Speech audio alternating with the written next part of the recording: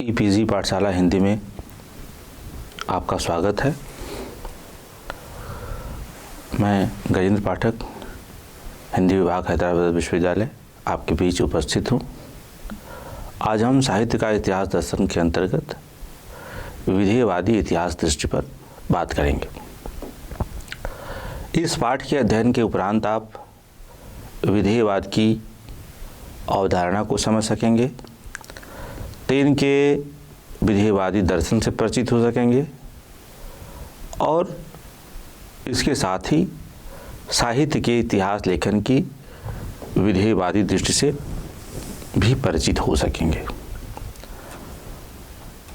विधेयवाद ऐसा दर्शन है जिसमें तार्किक और गणितीय पद्धति तथा ऐन्द्रिक अनुभवों को आधिकारिक ज्ञान के अनन्य स्रोतों के रूप में देखा जाता है।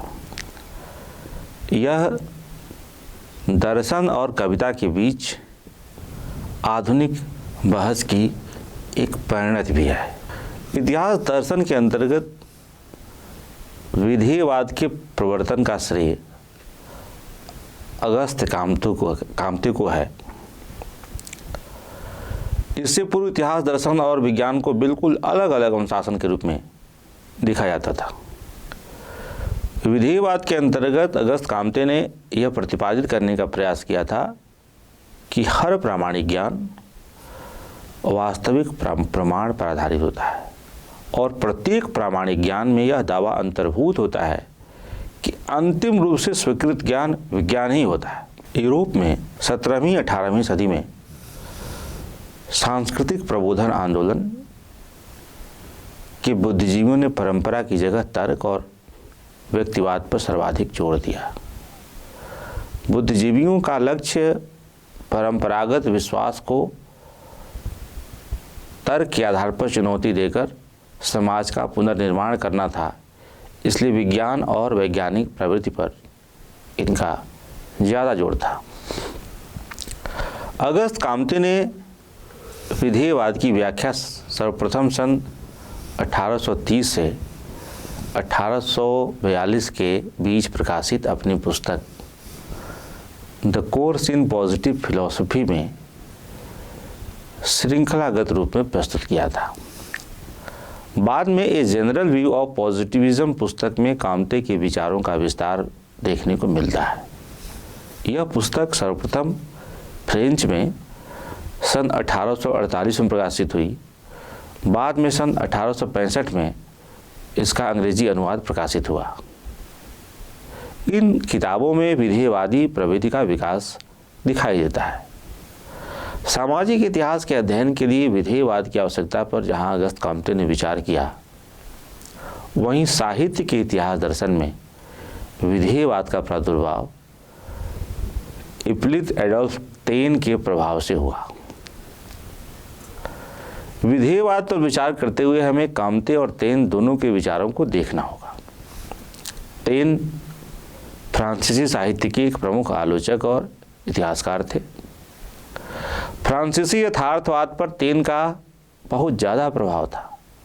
साथ ही तेन समाजशास्त्री विधेयवाद के प्रमुख सिद्धांतकार और इतिहास दर्शन मूलक आलोचना के प्रथम प्रयोक्ता के रूप में भी जाने जाते हैं।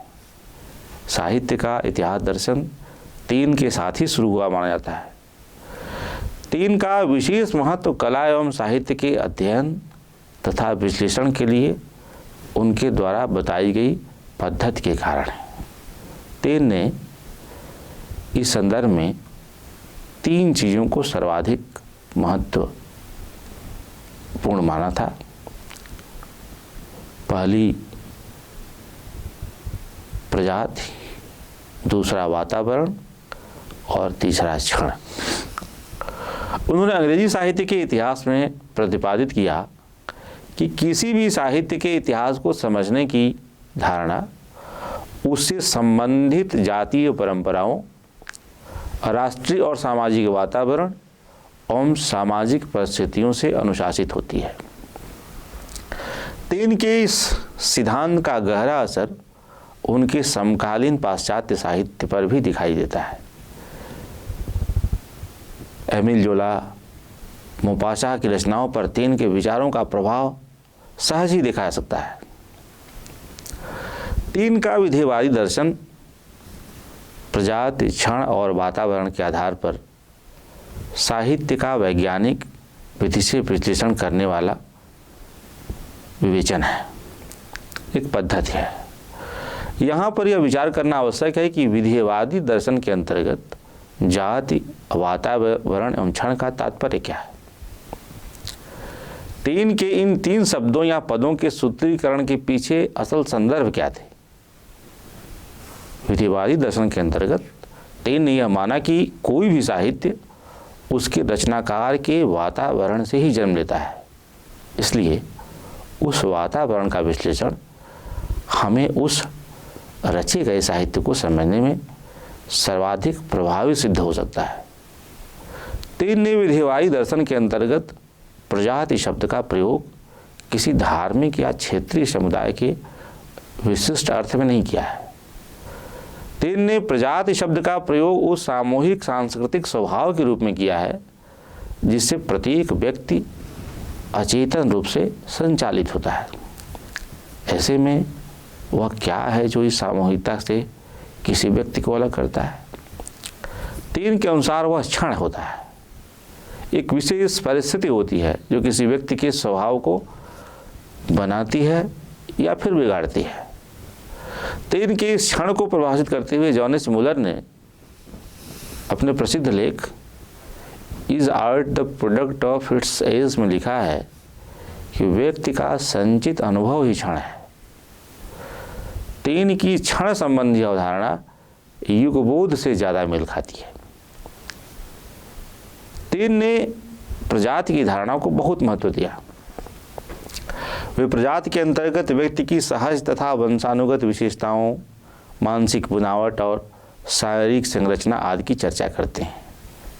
उन्होंने आर्यों का उदाहरण देते हुए लिखा है कि एक प्रजाति यद्यपि देश काल की दृष्टि से दूर दूर फैल जाती है, फिर भी उसमें कुछ समान विशेषताएं मिलती हैं।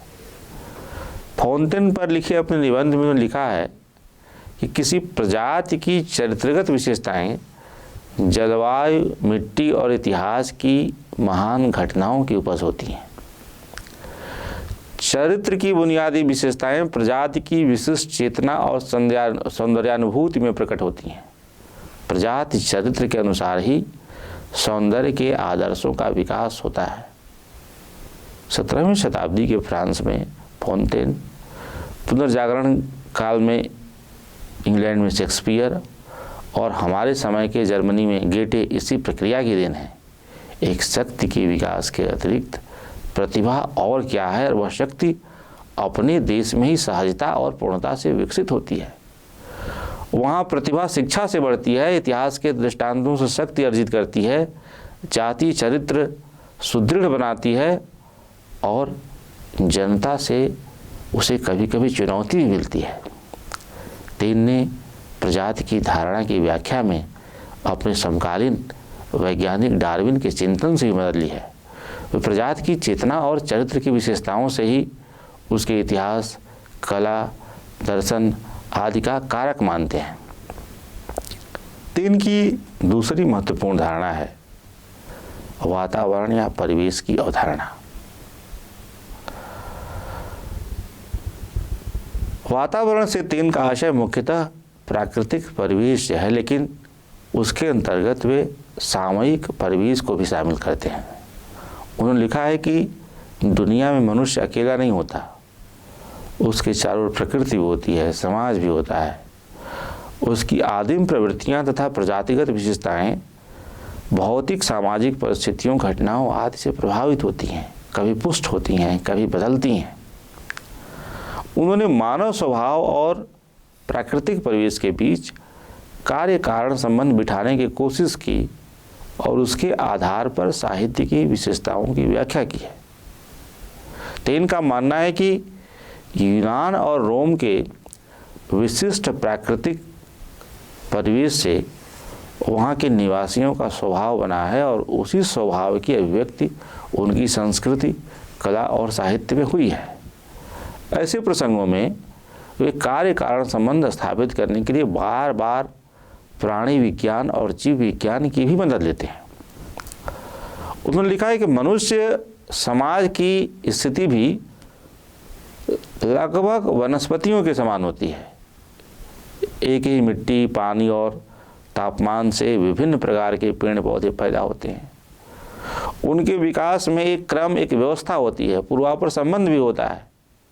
लेकिन जब भी प्राकृतिक परिवेश और साहित्यिक विशेषताओं के बीच कार्य कारण संबंध देखने लगते हैं तब वे प्रायः सरलीकरण के शिकार हो जाते हैं। यह स्थिति उनके अंग्रेजी साहित्य के इतिहास में जगह जगह दिखाई देने लगती है। इसी संदर्भ में मैनेजर पांडे का यह कहना ठीक लगता है कि उनका वस्तुवाद भाववाद की गोद में जा बैठता है। तीर की तीसरी धारणा क्षण का विश्लेषण करते हुए मैनेजर पांडे ने लिखा है कि इस धारणा के मूल में युग चेतना का विचार है, जो उस समय जर्मनी और फ्रांस के चिंतन में जगह जगह मिलता है। तीन के अनुसार एक युग में कुछ प्रधान विचार होते हैं, उनका एक बौद्धिक सांचा होता है जो पूरे समाज के चिंतन को प्रभावित करता है। हर युग में मनुष्य की एक परिकल्पना या अवधारणा होती है। मनुष्य की यह परिकल्पना आदर्श का रूप धारण कर लेती है, जैसे कि मध्यकालीन यूरोप में वीर और पुजारी तथा आधुनिक काल में दरबारी और वाक्पटु। युग के प्रधान विचार का प्रसार जीवन के सभी क्षेत्रों में होता है, व्यवहार में और चिंतन में। एक लंबे समय के बाद ऐसे विचार का धीरे धीरे ह्रास होता है और कोई नया विचार विकसित होकर प्रधान विचार बन जाता है। यह दूसरा विचार पहले से जुड़ा होता है, साथ ही वह राष्ट्रीय प्रतिभा और समकालीन परिवेश से जुड़कर नए प्रकार के चिंतन और सृजन को प्रेरणा देती है। यद्यपि टेन ने युग प्रधान विचार को विचारधारा नहीं कहा है, लेकिन उन्होंने उसकी जैसी व्याख्या की है वह विचारधारा की धारणा के करीब है। यही नहीं, वह गुलरमान की विश्व दृष्टि की धारणा का भी पूर्वाभास कराती है। उनकी क्षण की धारणा में संस्कृति और साहित्य की परंपरा की धारणा का भी समावेश है।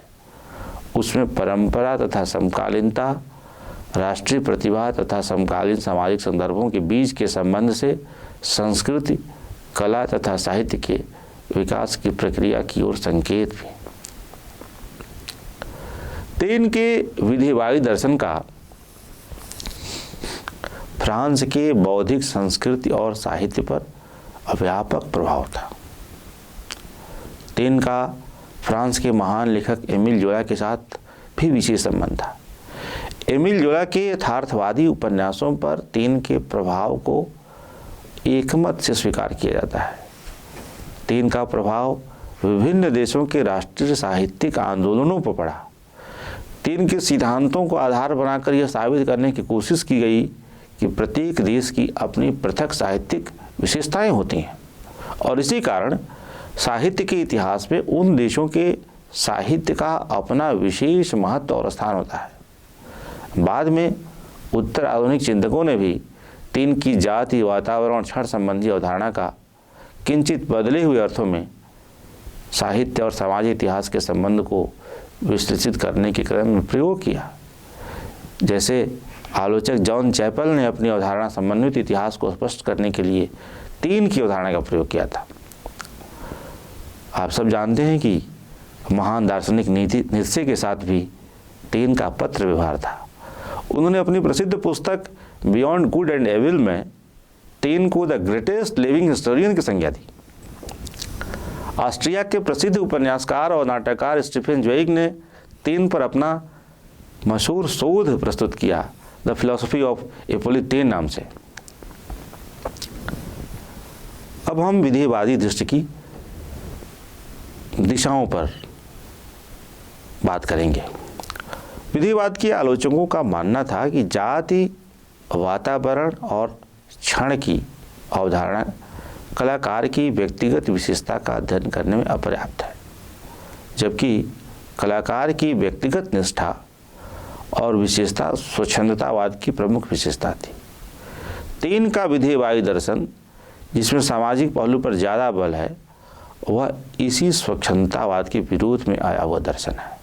यहाँ तक कि एमिल जोला, जो 3 का बेहद एहसानमंद था, ने भी 3 के इस दर्शन पर आरोप लगाते हुए कहा कि एक कलाकार की निजी प्रकृति भी उसे विशिष्ट कलाकार बना सकती है। कलाकार का वह वातावरण या देश काल हमेशा सर्वाधिक महत्वपूर्ण नहीं होता जिसमें उसकी सामान्य विचार पद्धति का विकास होता है। जोला ने अपने स्तर के समर्थन में फ्रांस के ही उस समय के महान कलाकार एडवर्ड मोनित का उदाहरण दिया था। फ्रांसीसी इतिहासकार और आलोचक गुस्तावे लॉन्सन का मानना था कि जाति, वातावरण, क्षण, प्रतिभा को तय करने वाले कारक नहीं हैं। उनके अनुसार 3 ने जितने बेहतर ढंग से सामान्य स्तर को व्याख्यायित किया है, उस तरह महानता की व्याख्या नहीं कर पाए।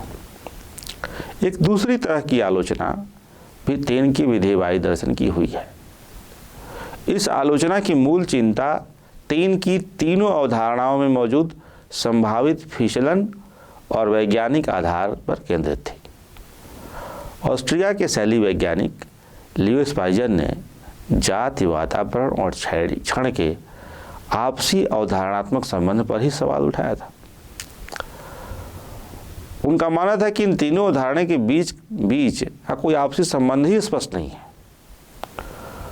वे क्षण को गैर जरूरी ढंग से बाकी अवधारणाओं के साथ शामिल किया गया मानते थे। 3 कला तथा साहित्य के दार्शनिक, इतिहासकार और आलोचक थे। इस सदी के इतिहास लेखन में विधेयवादी दृष्टि, आलोचना में ऐतिहासिक पद्धति और साहित्य के समाजशास्त्र में अनुभववादी दृष्टिकोण का विकास उनके चिंतन से गहरे में प्रभावित है। उनकी आलोचना खूब हुई। जर्मनी के एक दार्शनिक विलियम डिल्फे ने सन 1883 में यह स्थापना दी थी कि एक वैज्ञानिक एक घटना की व्याख्या उसके कारण भूतपूर्व घटनाओं के द्वारा करता है, जबकि इतिहासकार संकेतों या प्रतीकों में उसका अर्थ समझने की कोशिश करता है। समझने की यह प्रक्रिया अनिवार्यतः वैयक्तिक और आत्मनिष्ठ भी होती है। 3 के दर्शन की आलोचनाएं तरह तरह से होती रही। रूपवादी उनकी आलोचना इसलिए करते हैं कि 3 साहित्य के विवेचन में सामाजिक संदर्भ पर जोर देते हैं, लेखक के व्यक्तित्व को महत्वपूर्ण मानते हैं और रचना में सामाजिक सत्य की खोज करते हैं। अनुभववादियों को 3 की आलोचनात्मक दृष्टि पसंद नहीं आती। मार्क्सवादियों ने 3 की पद्धति में मौजूद सरलीकरण और यांत्रिकता की आलोचना करते हुए भी उनका सहानुभूतिपूर्वक मूल्यांकन किया है। रूसी विचारक प्लेखनोव ने 3 के चिंतन में भौतिकवाद और भाववाद के अनमिल मिश्रण की आलोचना करते हुए कला और साहित्य संबंधित चिंतन के समाजशास्त्रीय दृष्टिकोण के विकास में महत्वपूर्ण योगदान के लिए उनकी सराहना की है।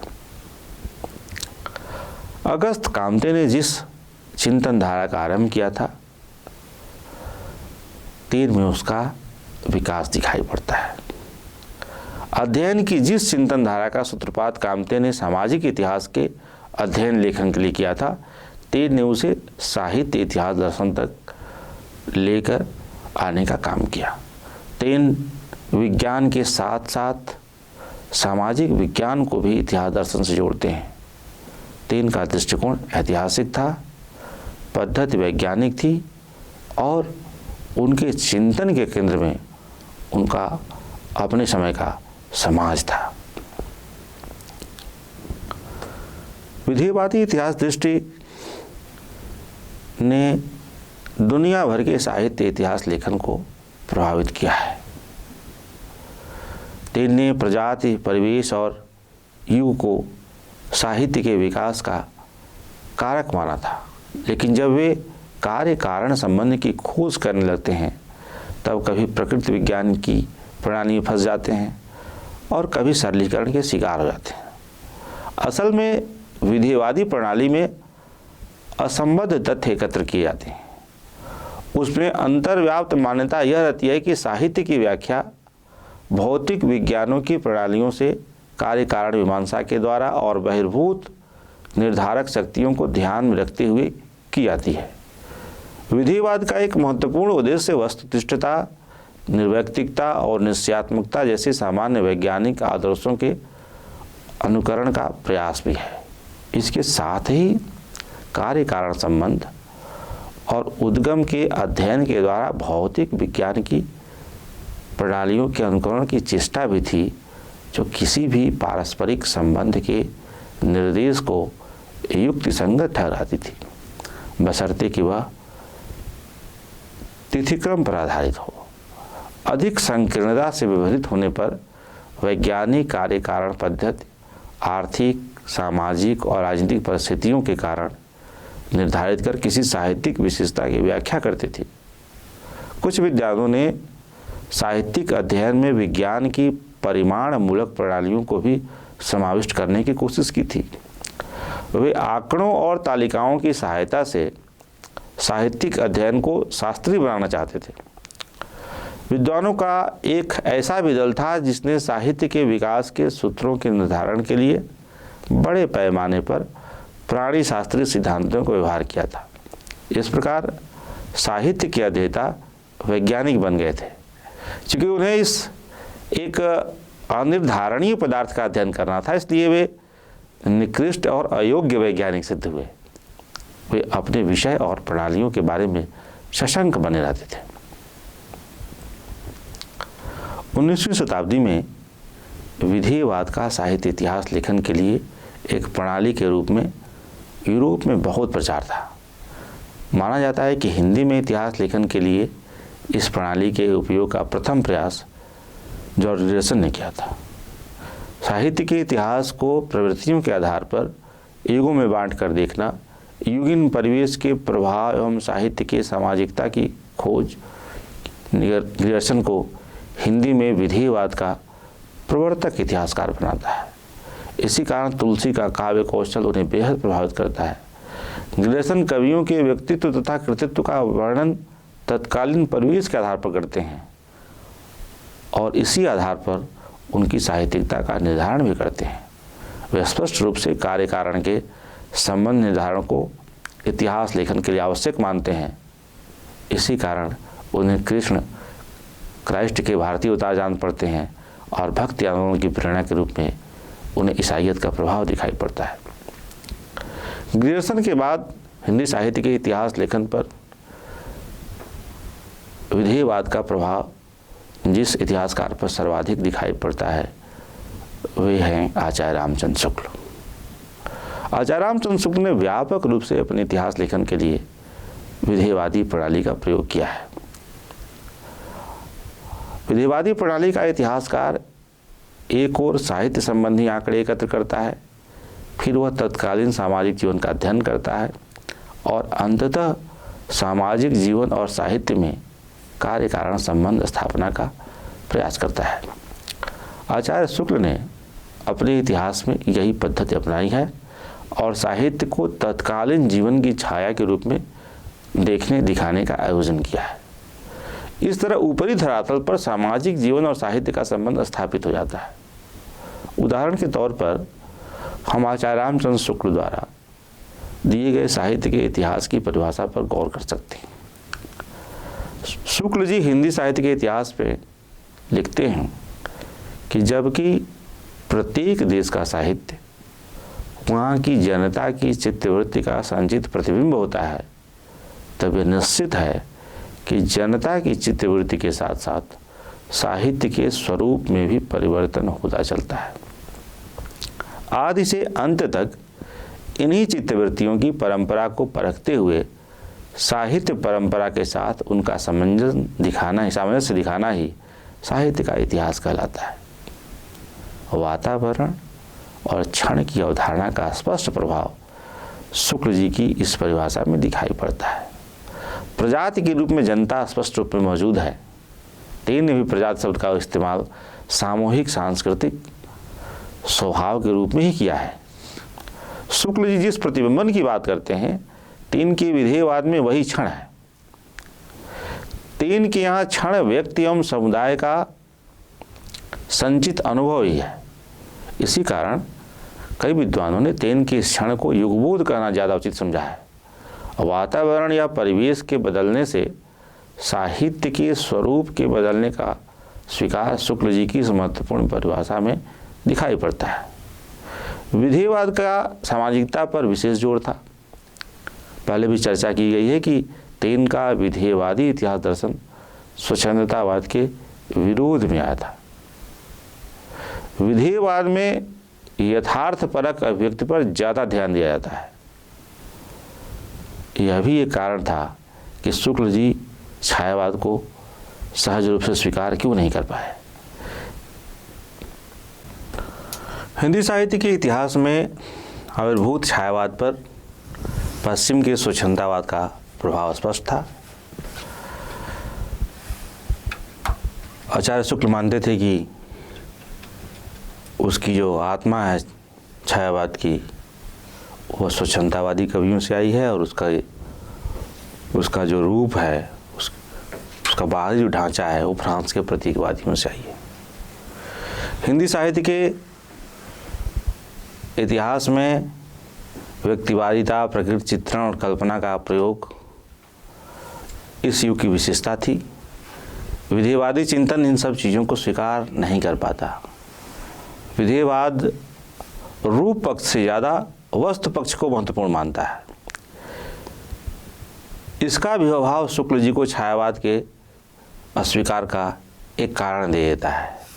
शुक्ल जी ने हिंदी साहित्य के इतिहास में लिखा है कि इस तृतीय उत्थान में जो प्रतिवर्तन हुआ और जो पीछे छायावाद कहलाया वह उसी द्वितीय उत्थान की कविता के विरुद्ध कहा जा सकता है। उसका प्रधान काव्य शैली की ओर था, वस्तु विधान की ओर नहीं। अर्थभूमि या वस्तु भूमिका तो उसके भीतर बहुत संकोच हो गया। समन्वित विशाल भावनाओं को लेकर चलने की ओर ध्यान न रहा। याद रखिए कि समन्वित विशाल भावनाएं, इस पर विधेयवाद का विशेष बल होता है कि उपेक्षा के कारण छायावाद शुक्ल जी को विशेष उम्मीद नहीं जगा पाता। आचार्य रामचंद्र शुक्ल की भक्ति आंदोलन के उदय की व्याख्या पर भी विधेयवाद का प्रभाव परिलक्षित होता है। जहाँ वे इस्लाम के आगमन को भक्ति आंदोलन के उदय का सर्वाधिक महत्वपूर्ण कारण मानते हैं, यहाँ विधेयवाद के कार्य कारण सिद्धांत का उपयोग करते हैं। विधेयवाद तथ्यों के पूर्णरूपेण संकलन के बाद किसी घटित घटना के पीछे स्पष्ट कारण की खोज करता है। इतिहास में घटी किसी घटना के पीछे कोई तात्कालिक कारण नहीं होता। इतिहास एक लंबी प्रक्रिया का परिणाम होता है। निष्कर्ष के तौर पर हम कह सकते हैं कि विधेयवादी दृष्टि साहित्य के इतिहास लेखन के क्रम में एक महत्वपूर्ण दृष्टिकोण के रूप में सामने आई। लेकिन उनकी जो सीमाएं हैं वह भी विचार करने लायक है। समाज को एक ठोस इकाई के रूप में देखने की जो पद्धति है विधेयवाद की, वह कई बार संदेह के दायरे में आती है। विधेयवादी दृष्टि पर विचार करते हुए यह ध्यान रखना चाहिए कि समाज के अनेक स्तर होते हैं, उसके अपने अंतर विरोध होते हैं। उन अंतर विरोधों पर विचार करना होता है। एक ही युग में उन पर परिस्थितियों का दबाव अलग अलग प्रकार का होता है, उसका प्रतिफलन भी अलग अलग रूप में दिखाई देता है। इसलिए देखा जाता है कि एक ही युग के साहित्य में विविधता विद्यमान है। एक ही युग के साहित्य में हमें कई तरह की प्रवृत्तियाँ एक ही साथ दिखाई दे जाती हैं। ये प्रवृत्तियाँ एक दूसरे की सहायक भी हो सकती हैं और परस्पर विरोधी भी। तुलसी और केशव एक दूसरे के समकालीन हैं, पर दोनों की कविता का स्वर एक नहीं है। दोनों की जीवन दृष्टि में भी अंतर है। तुलसी की कविता में जहाँ जनमानस बोलता है, वहीं केशव का काव्य काव्यशास्त्रीय जटिलताओं से उत्प्रोत है। एक का काव्य उसे लोक मंगलकारी बनाता है, तो दूसरे का काव्य उसे कठिन काव्य का प्रेत। इसी प्रकार तुलसी और कबीर के बीच भी पर्याप्त भेद है। यद्यपि दोनों कवियों की कविता का लक्ष्य समाज कल्याण है, तथापि दोनों के दृष्टिकोण में पर्याप्त अंतर है। दोनों कवियों में युग का उतना बड़ा अंतर नहीं है जितना सामाजिक स्तर का। इसलिए लक्ष्य एक होते हुए भी दोनों की जीवन दृष्टि अलग है और कभी कभी तो परस्पर विरोधी भी प्रतीत होती है। जिन इतिहासकारों ने विधेयवादी प्रणाली का उपयोग करते हुए युगीन वातावरण को तो देखा, लेकिन एक ही युग की विभिन्न अंतरधाराओं पर गहराई से विचार नहीं किया, वे कई जगहों पर संबंध स्थापन में धोखा खा गए। विधेयवादी प्रणाली में ऐतिहासिक दृष्टिकोण को महत्व दिए जाने के बावजूद कई बार व्यवहार के स्तर पर इसका अभाव दिखाई देता है। तत्कालीन परिवेश या युगीन परिस्थिति के प्रभाव को ही विधेयवादी इतिहासकार ज़्यादा महत्व देता दिखाई पड़ता है। किसी भी साहित्यिक प्रवृत्ति के पीछे एक दीर्घकालीन परंपरा होती है जो धीरे धीरे ही प्रकाश में आती है। इसलिए किसी भी साहित्य के विचरण में जितना महत्व युगीन परिस्थिति का होता है, उतना ही उसके इतिहास का, उसकी दीर्घकाल से चली आ रही परंपरा का भी होता है। इसी दृष्टि के अभाव में ही हिंदी साहित्य के कई इतिहासकारों ने भक्ति आंदोलन को इस्लामी आक्रमण की प्रतिक्रिया माना और रीतिकालीन श्रृंगार प्रधान काव्य की रचना के पीछे दरबारी मनोवृत्ति को प्रधान कारण माना। इसी तरह छायावादी काव्य आंदोलन को द्विवेदी युग के विरुद्ध स्वरूप आया हुआ माना गया और प्रगतिवादी काव्य आंदोलन को छायावाद और प्रयोगवादी काव्य आंदोलन को प्रगतिवाद के विरुद्ध में आया हुआ माना गया। इस तरह के इतिहास लेखन के प्रणाली में अधूरी सच्चाई ही सामने आती है, क्योंकि तात्कालिकता के दबाव में दीर्घकालीन प्रभावों का विश्लेषण इस पद्धति में उपेक्षित हो जाता है। विधेयवाद की इन सीमाओं के बावजूद हमें याद रखना चाहिए कि विधेयवाद ने विज्ञान और साहित्य को साहित्य इतिहास के चिंतन परंपरा में शामिल करने का द्वार खोला। इसलिए विधेयवादी दर्शन को समझना और उस पर विचार करना साहित्य के इतिहास दर्शन के लिए आवश्यक है।